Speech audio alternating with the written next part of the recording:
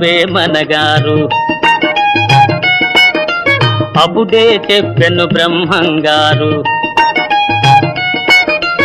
ఎప్పుడో చెప్పెను వేమనగారు, అప్పుడే చెప్పెను బ్రహ్మంగారు. ఇప్పుడే చెబుతా ఎన్నుకో బుల్లెమ్మా,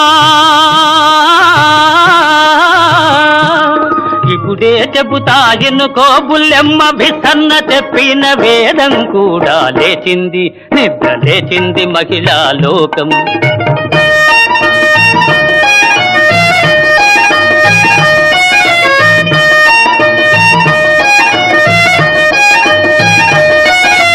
పల్లెటూళ్ళలో పంచాయతీలు,